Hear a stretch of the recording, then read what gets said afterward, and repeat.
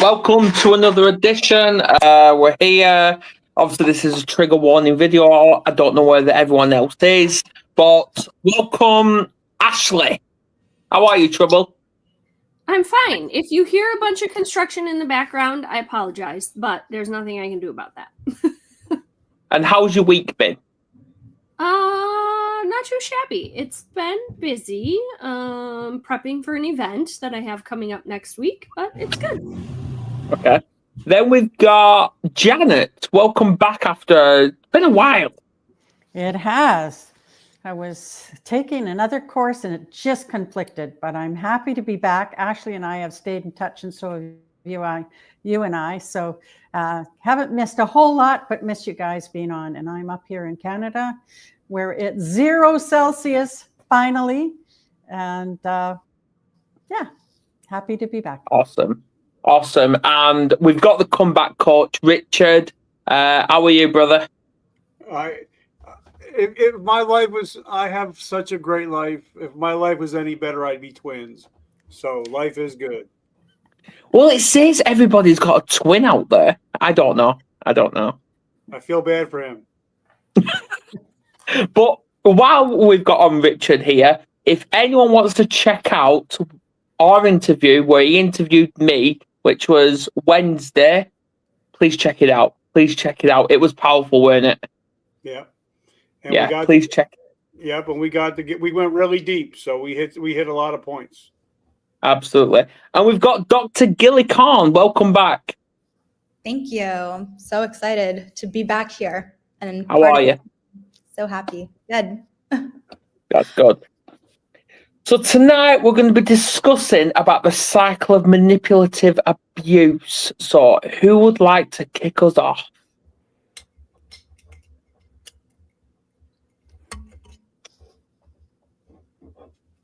Wow, don't everybody jump at once. Well, anyone can be a manipulator when they put their mind to it, can't they? Oh, gosh, yeah. Kids are master manipulators, I feel like. Oh, yeah. So it's good that you mentioned kids, but who did it learn it from? Did they learn it from the parents? Did they learn it from relatives? Did they learn it from YouTube? I don't know. I learned it from my parents and my grandmother. Yeah. We're thinking about cycle of manipulative abuse between parents and kids and how they transmit that in future relationships. Mm-hmm. Okay. Absolutely. Yeah, we can talk about that. Because I've manipulated and I have been a manipulator, but it's how we control that. Is it from underlying trauma, maybe? I don't know.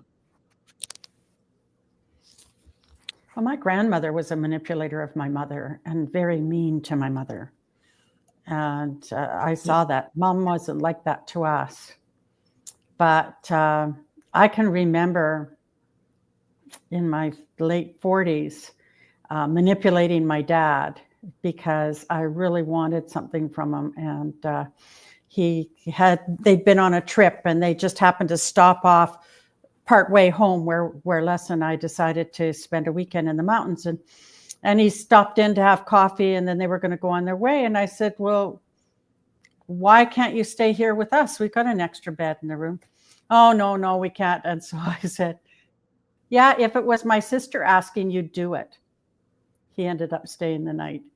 But you know what? It's not a habit, but it was something I needed, was to spend time with him. And we did have a good time. But some people, my poor mother, put up with a lot. Absolutely. I think that's a really good point, Janet. You brought up a great example because it made me wonder, how are we defining manipulation, right? I mean, I think it's sort of, there's this human tendency to manipulate, and we can maybe think about what is maybe the need behind that, and at what point do we cross from just kind of typical or kind of expected manipulation in people's behaviors into pathology. Yeah, absolutely. What do you think, Richard? Oh, I mean, anybody that's ever been a parent, I mean, if they got their kid to do homework or to eat Brussels sprouts, somebody got manipulated. Yes. So I think there's positive manipulation and then there's the negative type. And if somebody's ever been married or ever got married, somebody had to say yes. So somebody had to work in order for that person to say yes. So I think there's positive manipulation and then there's negative manipulation. Exactly. Yeah. What our eldest, obviously, because our eldest is a brilliant manipulator. He really is. It was actually Kerry that taught him what homework actually stands for. Do you remember what it was? Half of my energy wasted on random knowledge. There you go. Half of my energy wasted on random knowledge. He's right. It's awesome. Yeah. It is. It is. And it's same with education as well. That's got something to it as well. I can't remember what it is, but it is. There's always something to it, and yeah, when we're trying to get him to do homework at home, it's next to impossible. Next to impossible. And with think in parenting that case- strategies, go ahead. No, I was just going to say, in that case, with something like that, you can make it a game. Now, if you make it a game, is that manipulation? I don't know. So I was going to say, yes, Richard, I agree, right? There's negative, there's positive manipulation. But then even if you look at parents, right, when they think about parenting strategies, there are parents, and this is because they're working with professionals who instruct them in this way, who believe that, bribing or, rewarding a child for eating Brussels sprouts or for doing their homework is not a good thing, that it should be like internally driven. And that we know that's not always the case for kids, but even judging like what is positive manipulation, people have different definitions of what's an okay thing to manipulate and what is not. Yeah. Welcome, Christine. How are you? Good afternoon, everyone. Sorry about that. I just got sidelined by a phone call I needed to take. But I'm here. Thank you. That's fine. Yeah, we're just talking about the cycle of manipulative abuse. And obviously, we're just talking about that there can be positive manipulations and with negative. So what's your experience with manipulation? Have you experienced both? I was just going to say, I don't think positive, considering my life and growing up. I think it was all negative. And I think to recognize it one way or the other, whether it be positive or negative, you look at the word manipulation and it's got a negative connotation to it. Yes. So is it healthy either way? I think we can find better ways to have conversations. I think we can have better ways because that's what happens if we don't have a really good way of conversing with our children. That's why the cycle repeats. Exactly. Yeah. And obviously we were just saying that when it comes to manipulation, I think everybody has experienced being manipulated, but also being a manipulator. I think everyone's guilty of that. But it's how do we move forward? And this is for everyone as well. How do we move forward and break that cycle from what we've been taught? Well, my stand on that, Adam. It's through education. We have to recognize in ourselves what we're doing, whether we're the manipulator or being manipulated. You have to recognize that before you can change it. And then, of course, once you recognize it, then you take the steps to not to anyone else, whether it's our children, our spouses, our family, our parents, our siblings. It's through education and getting the correct way to communicate with others. Because there's a not a right and a wrong way, but obviously there's a better way to communicate than through manipulation. Again, it's because of that connotation of the word manipulation. Yeah. I mean, it's being honest, being open. And, there's one of the things that I learned, Adam, and I think you and I discussed this once before, when I was through AA, say what you mean what you say, just don't say it mean. Yeah. It's kind of simple, but it works. It is. I think It is. And what's that? I think it's education too, how we learned. Like over the years, if we get into a negative environment, then we become more harmful manipulators. Whereas when we're in a more positive surroundings and stuff, maybe it's not. It is like a manipulation, but there's no harm being done. It's for the good of everyone. It's a win-win. And that's the only way I can describe it, maybe as a positive manipulation. But it's as we grow and get older and realize the harm that can be done by some, manipulating, or like your original talk, which is part of it, is narcissism, right? It's if you're coming from that narcissistic place, that's definitely negative.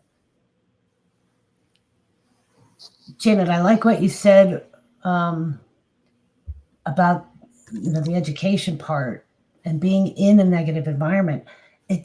When you're in that environment of a negative manipulation, that's survival. The human body and the human brain will just automatically pick up survival. What do I have to do to survive this situation? Whether it's children in a bad home or a narcissistic home, it comes down to survival. They don't know anything else but the brain telling them, I have to survive. How do I survive this? We become empaths.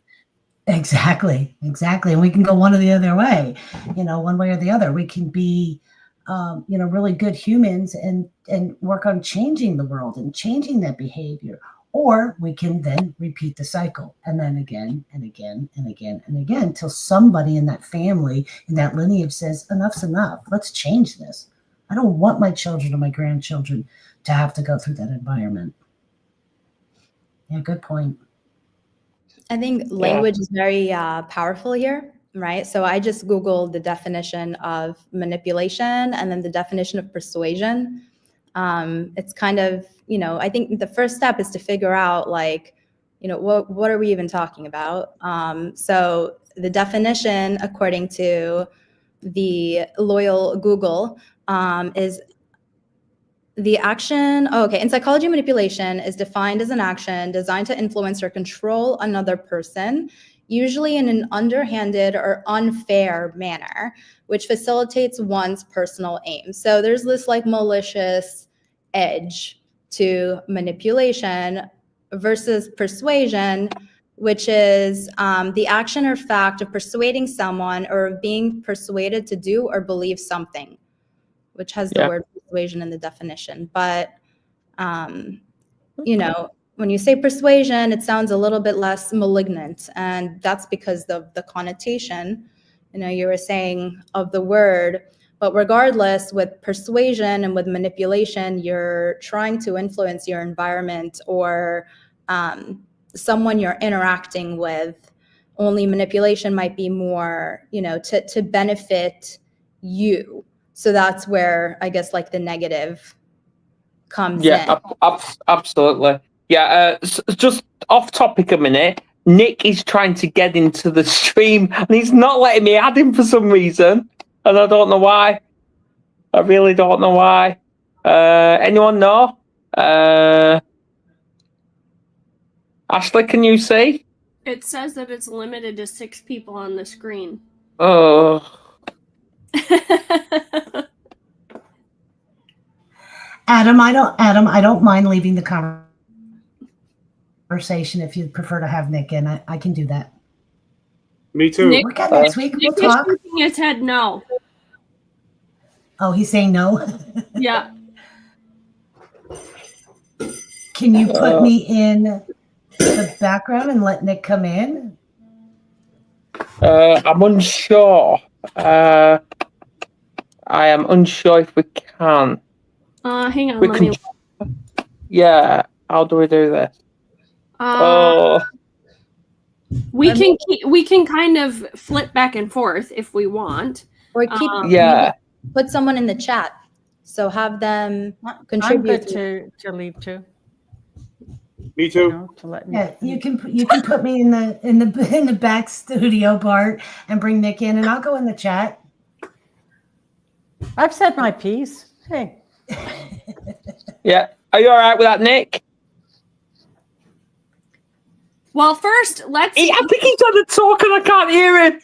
It's okay. Nick, can you access the chat? Thumbs up or down? Okay. If he can, well, I just want to make sure that if we put somebody in, like, in the backstage, that they can still access the chat if they're back there, and then you can navigate the Alternate, chat. yeah. Yeah. So if Nick can access the chat, then that helps whoever we plunk backstage. Yeah, you can manipulate me back to the back in the green room. That's okay. I think we should just take turns. It's fine. Put me back there. I'm good. Oh, hang on a minute. He just text me. Christine just went backstage, so we'll add Nick to the stage. Hey, Nick. There you go. Hi. Sorry, mate. I feel bad. You should have kept yourself as He says he's going to leave this because his expertise. Where have I gone? Oh, the stupid. Okay, it's not letting me turn my camera.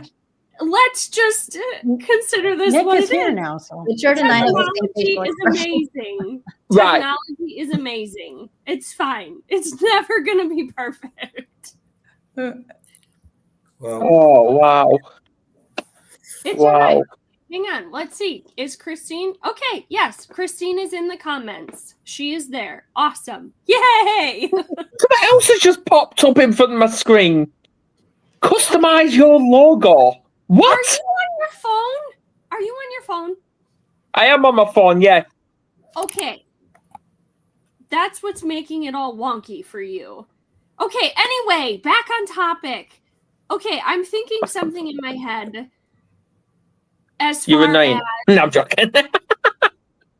no. As far as like the manipulation piece, let's talk about triangulation for a moment.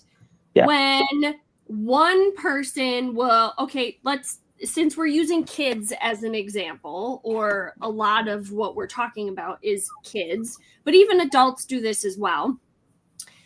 Your son comes and says, "Hey, mama, can I have a cookie?" You tell them no. Then they turn around and they go ask dad the same exact question when dad doesn't realize that mom has already been asked. Mom has already given her answer. So then dad gets asked, "Hey, dad, can I have a cookie?" Dad says yes.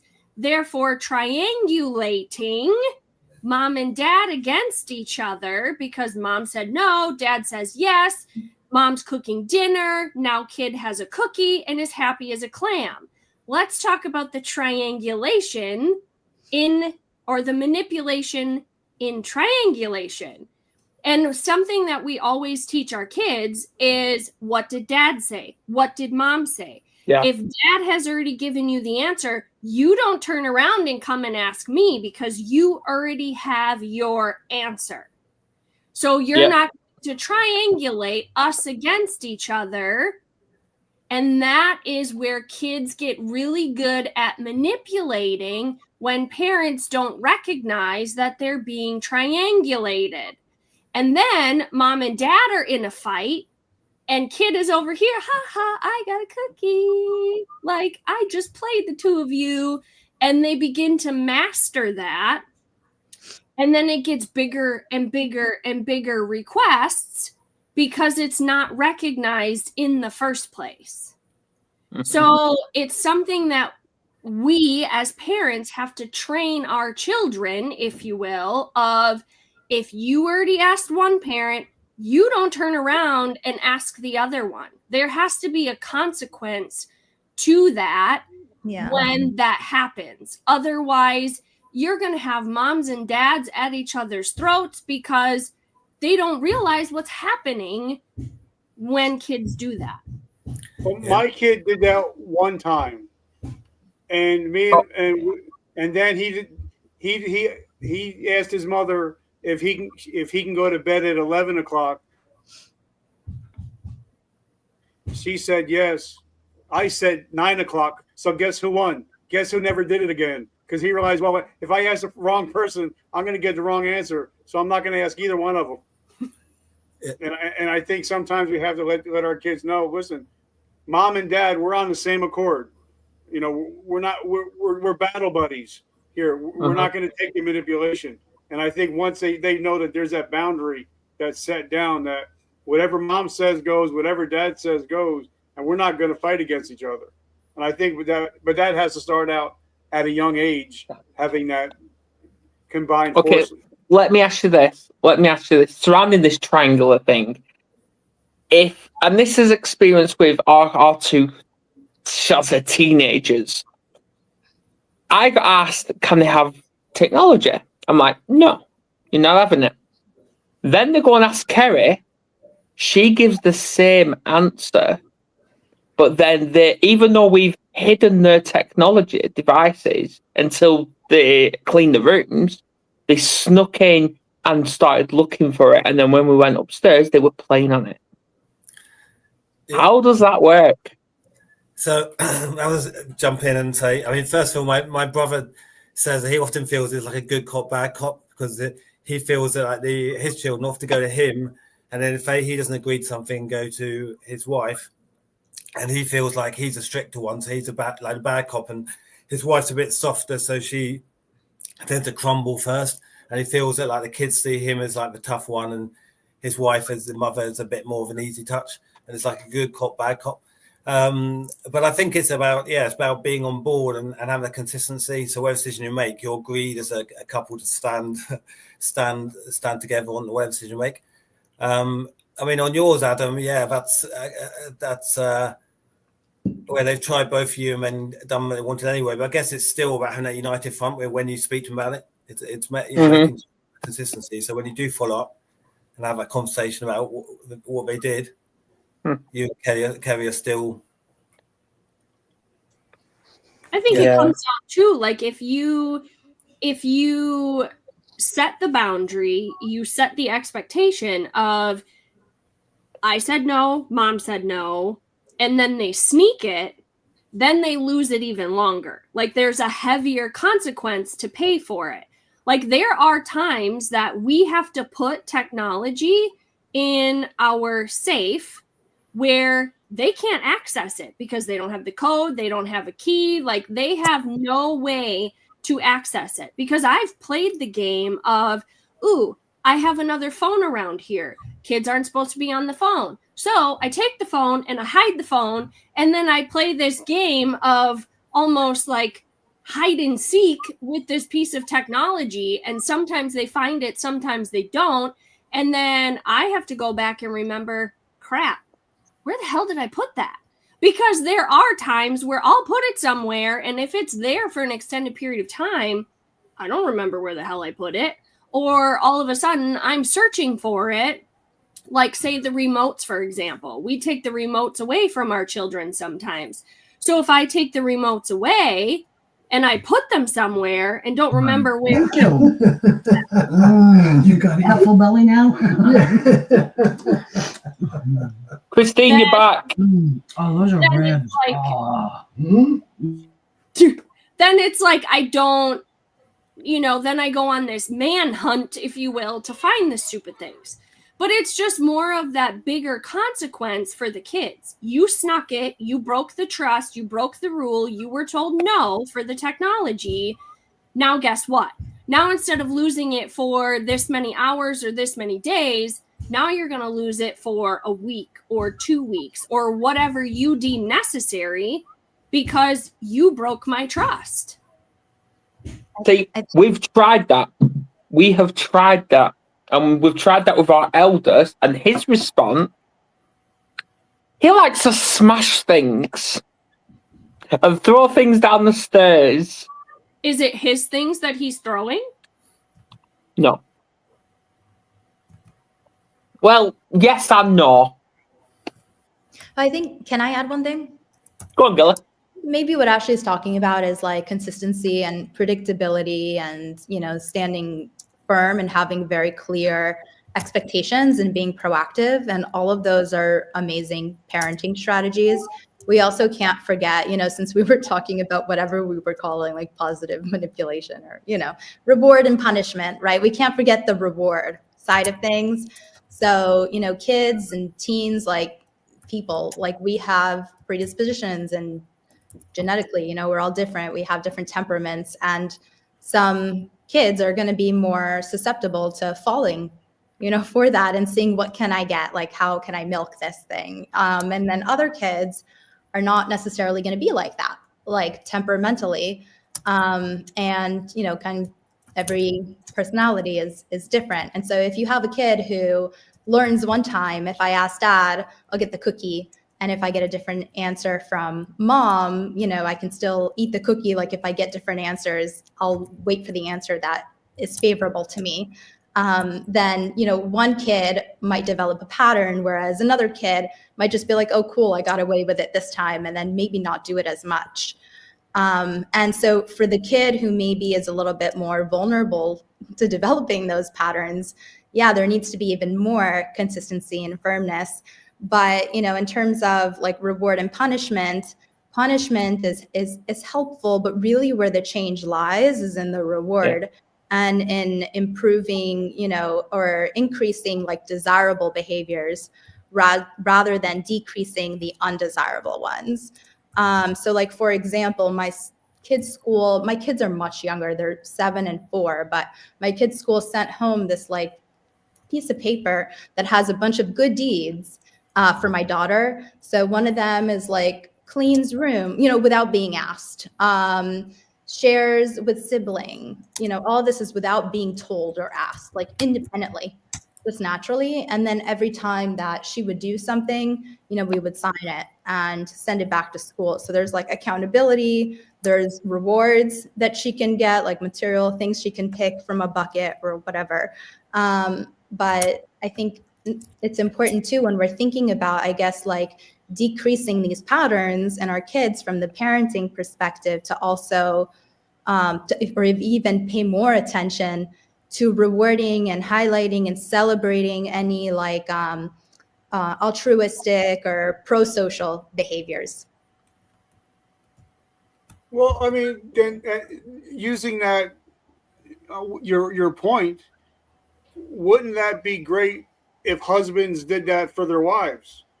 Like, I know that if I tell my wife, wow, that meal was fucking amazing, I'm sure she's going to make it again. Or if I say, you know what, honey, your hair looks amazing, I love the way they did it this time, I'll get more positive. She'll do that more often if I give that positive stuff instead of the negative stuff. So we can also use that as adults in our own relationships, don't you think? We can use that, the positive reinforcements, to not manipulate, but to manipulate. It is kind of to manipulate, yeah. Yeah, it is. But it works. Yeah, Carrie, what are you on about in the comments? We need to play that game. What is she talking about now? Oh, she's always. I haven't got a clue. She's just talking again. I can't keep up with her. I really can't. I think the wedding blues have got to her. I don't know. But yeah, it is. It's good cop, bad cop, and I think I'm always the bad cop. Yeah. Hide and seek game that Ashley was on about. Yeah.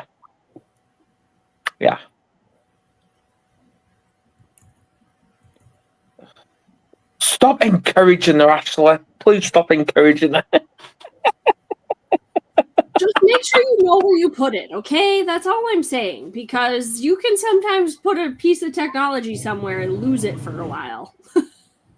Well, this is what I keep prompting. This is what I keep prompting to Kerry is, when we put things, or take it away from the kids, and we go and hide it, normally it's in our bedroom. Normally it is. Oh, shut up, Kerry. We need to put a padlock on our door, so then obviously the kids can't get in. I don't know. That's the biggest thing I tell moms. Do you have a lock on your bedroom door? If not, get one. Exactly. I keep saying this to her, but yeah. Well, So Kerry, we're getting one tomorrow.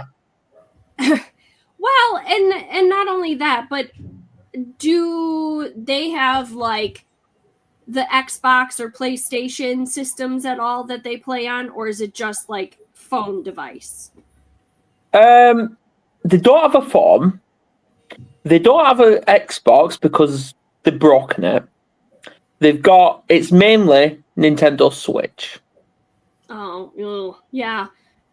Like, it's even come to the point, and it happened last night when we put them into a strict routine, and when it came to obviously settling, when I went to go and check in on my 11-year-old daughter, she was playing on a Switch about 9 o'clock at night last night after the routines. So I'm like, hand it over. She didn't like it. Well, and I was asking her, why was you playing on it? Yeah, well, and that's not something that you can, well, I mean, you could, but they can still access it with the touchscreen piece. But if you were to take the controllers away, there's obviously games they can't play without the controllers. So even if she has, the actual gaming system itself, like she can do some things, but it's going to be very difficult to play without those controllers as well. Janet has just come up with a comment. She went, locking the door is an invitation to learn how to break in. The challenge now. Yeah, sometimes. It really kind of depends, I guess. But, well, it depends on the kid, I would say. But the other thing, too, I think that we can, even as adults, that we could look at as manipulation and how we can abuse things is something that I've learned with my oldest son. He doesn't live at home anymore, but is the justification. Like, as adults, we can justify behavior all day long. And women, especially, are really good at this when we tell our husbands, well, it was on sale. We can justify the expense. And, at what point are we almost using that justification as a manipulation tool? All right, then let me explain this. Let me ask this. The kids have even, our two older ones have picked up on this. Every time Kerry goes to me, Adam, we've all picked up on how much is it? We've all picked up on it, and it always turns out she wants to buy something. We've all picked up on it. Is that a type of manipulation? I don't know. I think Ashley brought up, again, a really good point, and that's exactly where my brain went next. I thought about addictions, because especially in the neurodivergent community, ADHD and autism, we are vulnerable to developing addictions.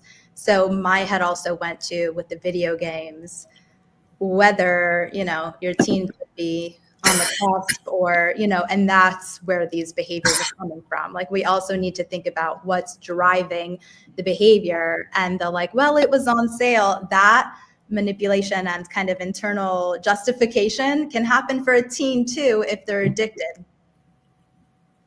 Yeah, okay. So what's the difference? And this is to everyone, even in the comments as well. I know when you say you have an idea, how much is it?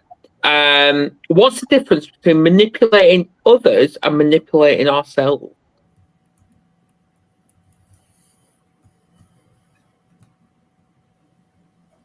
I think we all do it. But how can we replace it? Like, what is the flip side of it? Because why are they doing it? Why are we doing it? What are we looking for? What satisfaction satisfaction are we looking for, and how can we replace it with a healthier one? So it's all about curiosity. We've got this habit or this addiction, but what are we trying to do? It's no different than an addiction for drugs and alcohol or gambling and that too, right? When you choose to change that behavior or that addiction, you have to find something to replace it. And I'm just going to give an offhand example.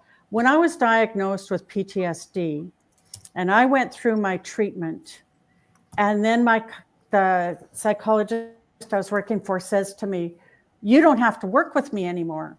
And I went, "Now what?" Because we remove something, that void has to be filled. How do you fill it? If I don't choose to do something to keep it filled, I will go back to that other trauma. Whereas if I choose something that maybe is more enjoyable or something I thought I couldn't do, a challenge, then that changes that behavior. So I had put in the comments earlier, when our children would do that, and we've raised children and we've raised grandchildren, the consequence was, okay, you've done this, you were told this, so what do you think your punishment should be? We did that with our kids when they started dating. So what time do you think you should be home? And you know what? They never missed a time that they set, but they pushed the boundary of I set it. I love that. I remember hearing this story, true story about one of the prisons in Britain, and had like a lot of behaviour problems with offenders, which is quite common, like most prisons in Britain. And they were trying to manage it, and they were getting stricter. So try and control the prisoners' bad behaviour, like it was violence, and it was pushing bad treatment towards prison officers. They were getting stricter and stricter and stricter. But the more strict they were, the worse the behaviour was. So they would cut the amount of hours they could spend that way cell, but it just caused behaviour to get worse. And then what they did was someone came in and they basically implemented a program of incentives and rewards. So if they exhibited good behaviour, they get the rewards. So they still had the consequences of bad behaviour, which wasn't tolerated, but they implemented rewards they just didn't have at the prison before. So if they had good behaviour, they would get more money to spend in the shop, or more time outside, or more time on the phone. And that as soon as they did that, the bad behaviour started going down, which kind of showed that perhaps you still need to have the consequence of bad behaviour, but if people are motivated by the incentives and rewards, and you tap into what motivates people, then that can be the thing that changes behaviour.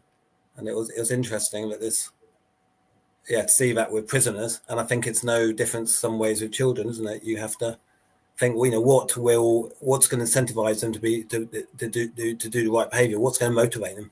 It's just, the same with everyone. We all have our motivation, our why. Why will we do good things? Why will we do bad things? What motivates us? What do we want? Stuff. Just tapping into that and understanding people, isn't it?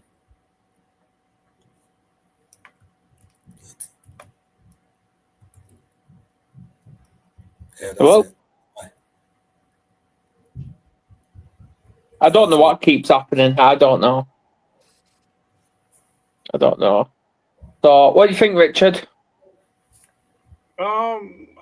I think, when coming from a military perspective, I know that once I had my guys policing each other, I didn't have to police them, because they were making sure that the things were being done right without me having to be in control. And I think that's a very, very smart thing that the UK did with that event, that they started pretty much policing themselves and realizing, hey, if we want to get more quiet time, or if we want to get more TV time, Joe over there can't keep messing up. So I think self-policing comes right along up there with self-awareness. Yeah. What is manipulation like in the military or the police? That's what I've always wanted to know. We call it leadership. And if you really think about it, we're training men and women to die. So there's a lot of manipulation that has to get a person to be willing to pull the trigger to take another person's life. So manipulation is a big part of the military, but I think it's getting better now to where we're talking about self-policing again, to making sure that there's a difference between a good leader and a bad leader. And I've had both, and thank God I've been a good leader. But it's a strong dichotomy when you're trying to say, okay, tomorrow you're probably not gonna live to see another day, and you have somebody to say, okay, I'm willing to do that. That's a big part. That's a big part of positive and negative manipulation.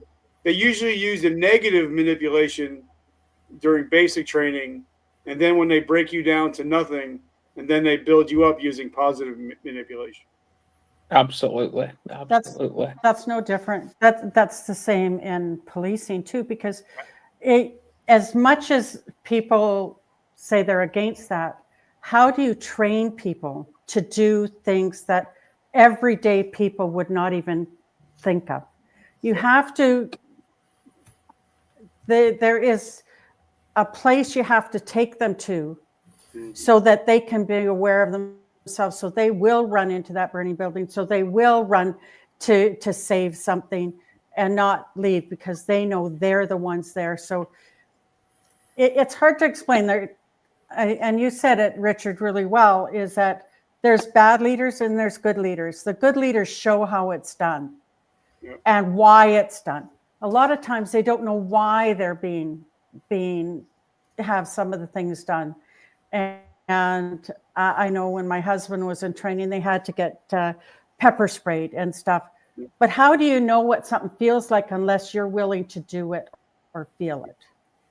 And that changes a whole dynamics of it, right? Yeah, because when, like me, I was 17 years old and I signed my life insurance over because knowing that I can die, I can be killed at any moment.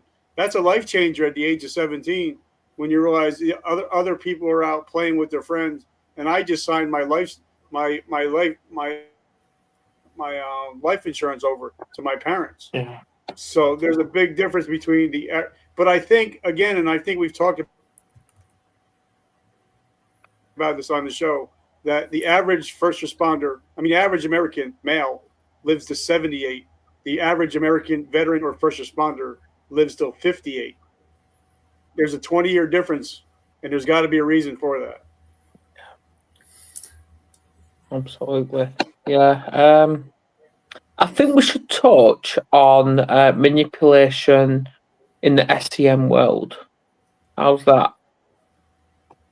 Because people do take advantage of STN individuals. I'm not just talking about kids as well, because STN individuals in general. What's your views on that? What is STM? SEN, special educational needs. Oh, okay. So whether they've got like autism, ADHD. Okay, got you. Yeah. What's your views on that? That's what I mean. I guess the obvious thing is they're more vulnerable to influence and persuasion, without a doubt. So I think that's more vulnerable in that sense as well, because they're more open to being influenced. So that's the obvious one. But I guess there's also responsibility with SEN's, children's part of guiding them is to influence them positively, but not manipulation. Obviously, there's a difference. But like I say, a lot of SEN children I work with, you can see they're very vulnerable to manipulation, even with other children at the school. You can see how easy it is for other children to manipulate them, and they're more or less adults. But that's the main thing. But that's trying to counter that with influencing them in a positive way as part of their social development and so building social skills up. Yeah, Gilly, you specialise in this. So what's your views? Yeah, I was going to say something similar to what Nick said, and I've had a few different experiences where I was working with teens and they were manipulated by other teens, and the teens were autistic. I think all of them were. And they're especially vulnerable because, well, I mean, there were a few different ways in which they were manipulated, but I think a lot of it has to do with whatever symptoms are kind of inherently tied into the condition. Like, for example, for autism, it's social skills difficulties. That's a big piece of it, and not being able maybe to pick up on social nuances, and not being able to differentiate between who's trustworthy, who's not trustworthy, who's a friend, who's not a friend. Being vulnerable because you want to be liked, maybe, or maybe not even that you want to be liked, but it's more this like rigidity and concreteness that they have, where they're like, the example I'm thinking of, I'll put it in context. The example I'm thinking of is like a teen who had some money at home, like he saved up money from his birthday and like $200, something like that, and the kids at school were, you know, saying that they wanted a video game and blah, blah. And he said, well, I could probably afford that with the money I have. So the teen said to him, like, well, how much money do you have? And he doesn't know what's okay and not okay to share. So, you know, he says, I have this much money. Oh, we don't believe you. And he says, no, I do. And he's very concrete and rigid in that, like, this is the right answer. I know it's true because it exists, you know, in my room.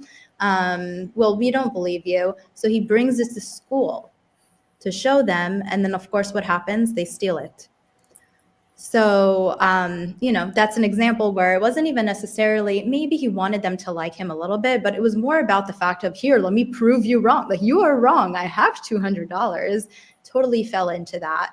And it's really sad when that happens. But I think maybe as, you know, parents and professionals, like, we need to understand that, first of all, this is going to happen. Like, they're more vulnerable. It's more likely to happen to them, unfortunately. But then, you know, use those experiences and try to beat those experiences and teach them ahead of time. But really, through these experiences, you kind of learn, you know, who's trustworthy and who's not. Absolutely. And that's experience. Well, I wouldn't say that's the exact same experience I did, but that's similar to what I had to do because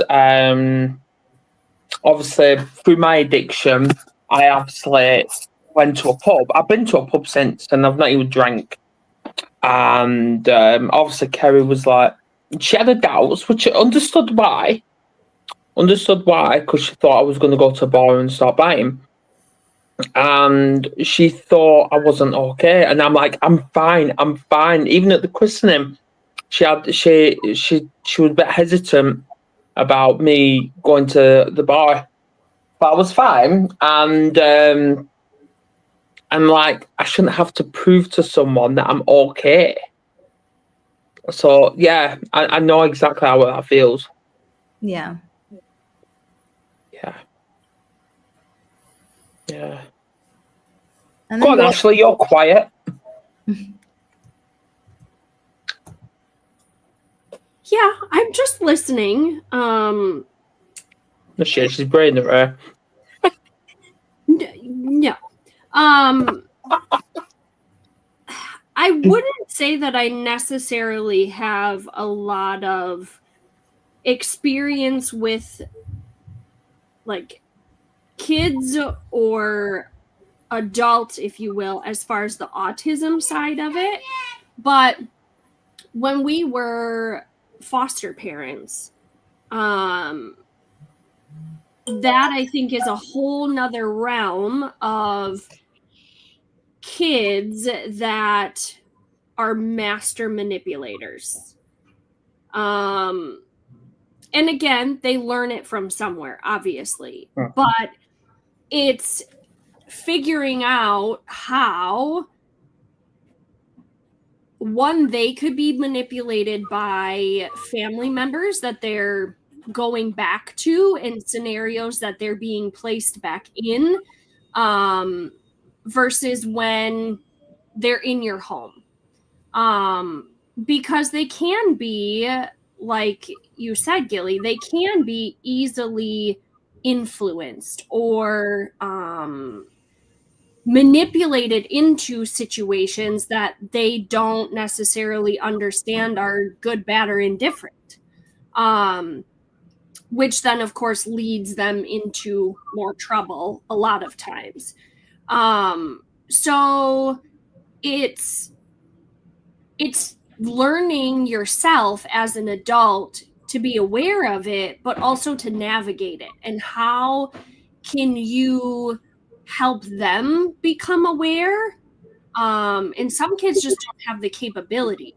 So you, as the guardian, the parent, whatever, have to be in that protection mode, I feel like, and be on guard of who they're surrounding themselves with. And that means too that you have to build rapport and relationships with the teachers and the adults that happen to be in their life, where you've got that open communication and that open understanding of, okay, who are they with? Like, can you keep a closer eye on them? Can you let me know if something seems off? Or just building that relationship. And I think a lot of times parents want to have a hands-off approach sometimes with their children, whether they're special needs or not.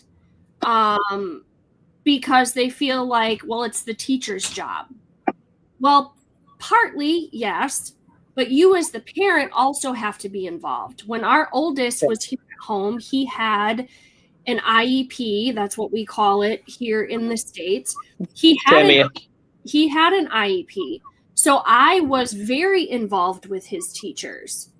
And there were moments where I had to put my foot down of what a teacher may have wanted to allow, slide, or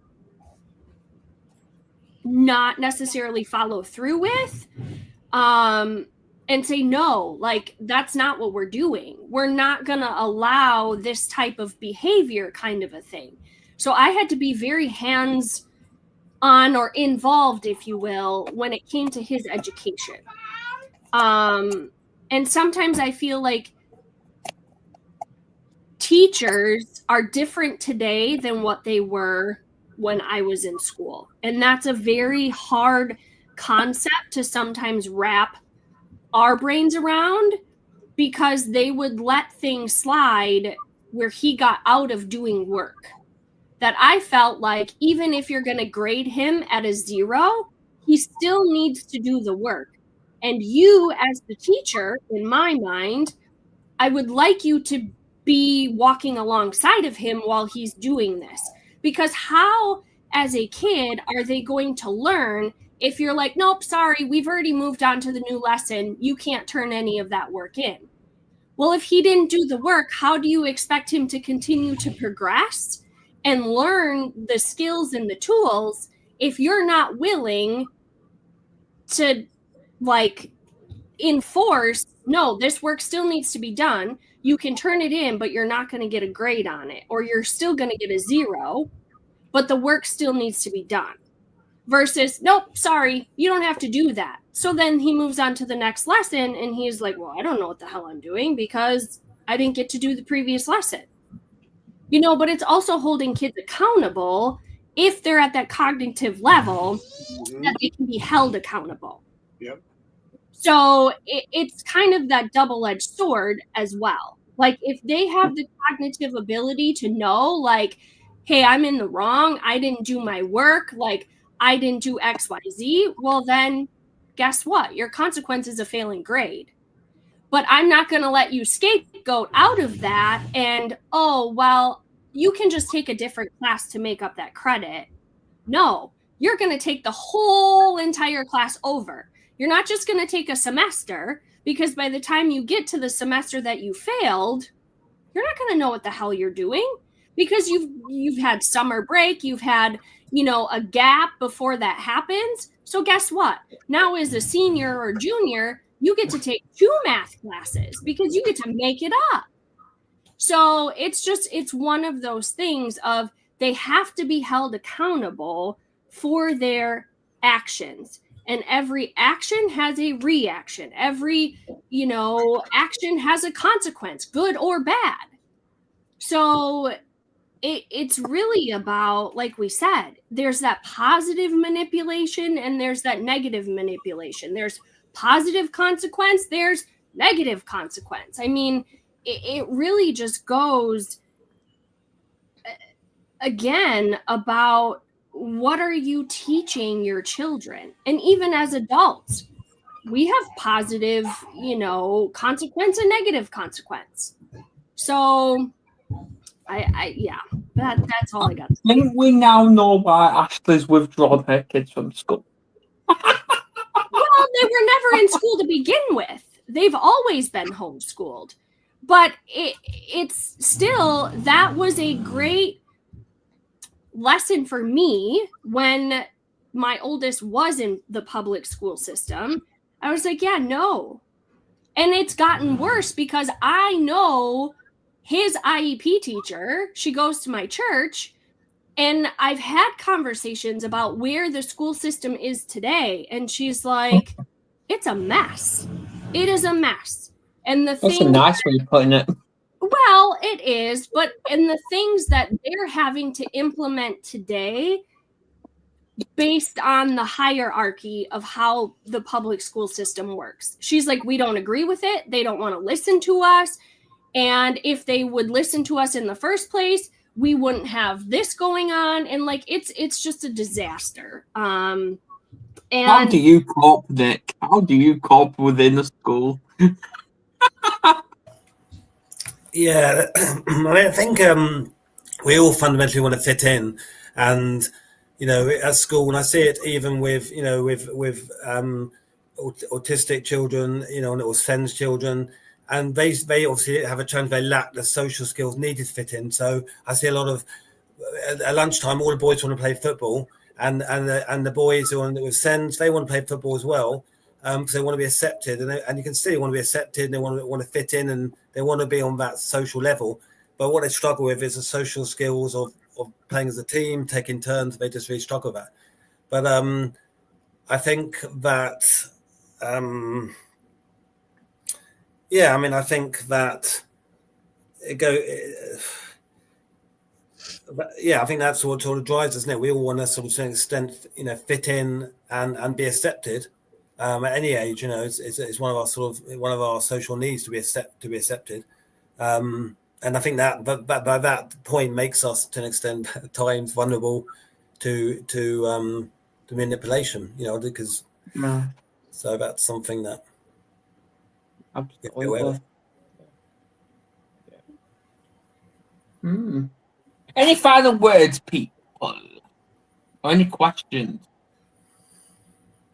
Nope. The only thing I would probably say is, again, coming from a military background and having 2 children with autism, I tell them, you may have an IEP in school, but there's an SOP at home.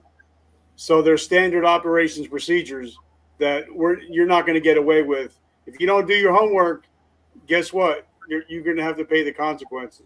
So even though there's an IEP at school, make sure there's an SOP at home. And sometimes you got to be the SOB at home. Yeah, to my final thoughts, influencing, which is different. Manipulation is a type of influencing, but I think influencing is a good social skill. Being able to influence others. That's how we get jobs. That's how we get clients to our business. That's how we build good relationships to an extent. Get people to listen to us. But I think the trouble is sometimes. We've been bombarded all the time with things and companies trying to influence us by their products, and bombarded with people trying to influence us.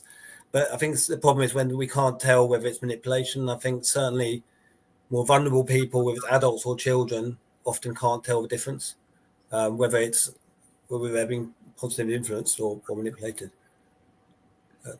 Absolutely, yeah. Janet?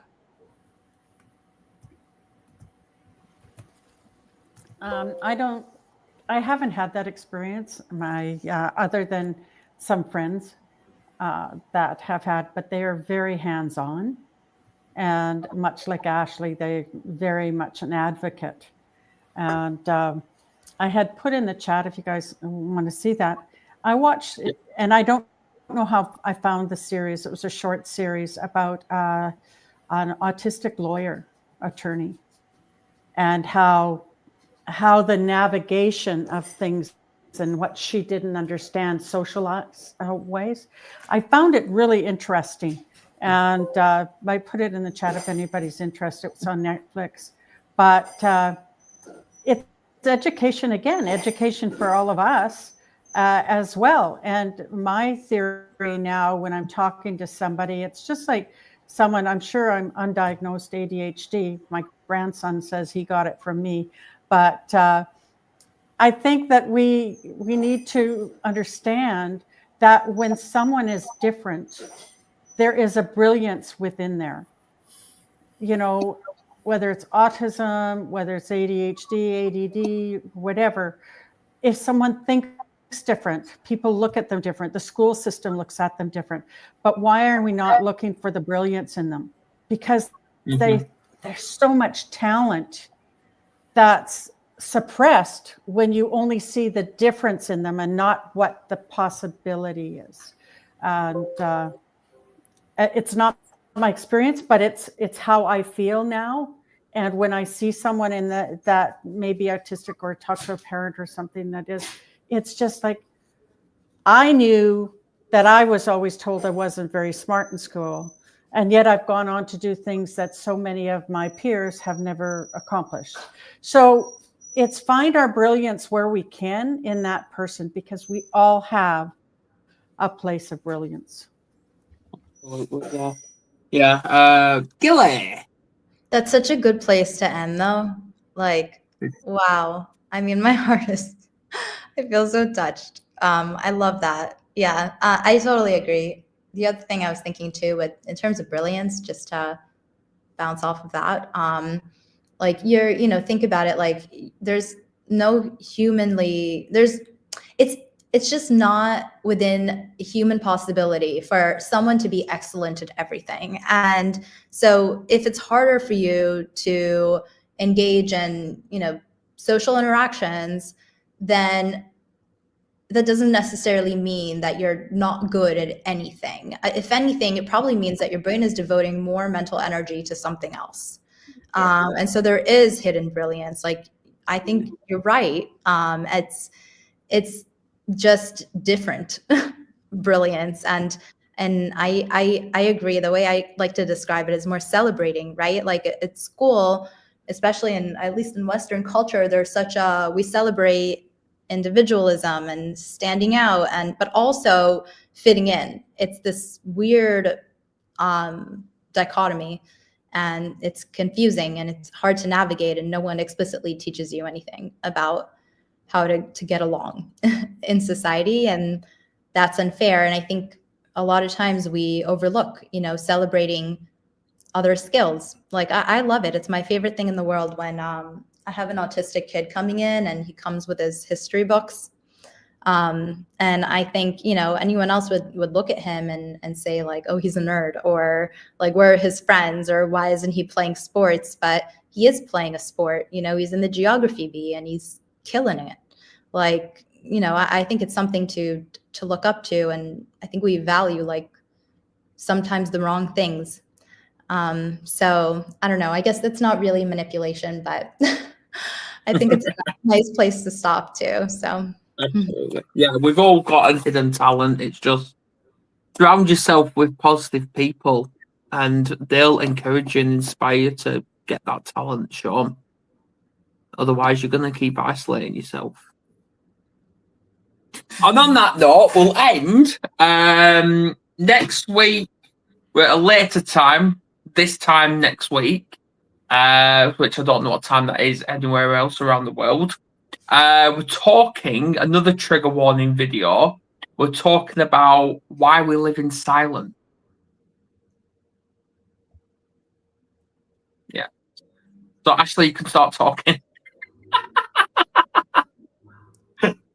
There we go. Right. Anyway, so I'm going to shoot, and so obviously I'm on Zoom in like 15 minutes, and yeah, we'll keep sharing and see you next week.